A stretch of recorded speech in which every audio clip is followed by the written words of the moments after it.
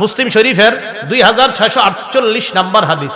ক্বালা রাসূলুল্লাহ সাল্লাল্লাহু আলাইহি ওয়াসাল্লাম, আল্লাহ নবী বলেন, মান সামা রমাদান সুম্মা আতবাহু সিত্তাম মিন শাওয়াল, যেই ব্যক্তি রমজানের রোজা রাখলো এরপর শাওয়ালের 6টা রোজা রাখলো, কানা কাসিয়ামিদ দাহরি কুল্লি, ওই ব্যক্তি সারা বছর রোজা রাখার সওয়াব পাবে। শাওয়ালের যে কোনো 6 দিন রাখলে হবে, টানা 6টা রাখলেও পারেন, 2 দিন বাদ দিয়ে রাখলেও পারেন, 1 দিন বাদ দিয়ে রাখলেও পারেন, এই সপ্তাহে 2টা, পরের সপ্তাহে 2টা, 4 সপ্তাহে এরকম 6টা, 3 সপ্তাহে 6টা, যেমনে পারেন শাওয়াল মাসে 6টা রাখতে পারেন, সমস্যা নাই। হ্যাঁ, যাদের রোজা কাজা আছে, মা বোনদের কারো 3টা, কারো 7টা, কারো 10টা, কারো 8টা, কারো 5টা, এরকম কাজা রোজা, এই কাজা রোজাটা তারা আলাদা রাখবে, শাওয়ালের রোজা আলাদা রাখতে হবে যদি সওয়াব অর্জন করতে চায়। তাহলে কাজা আর শাওয়ালের রোজা কিন্তু একসাথে রাখলে হবে না, আলাদা নিয়ত করতে হবে।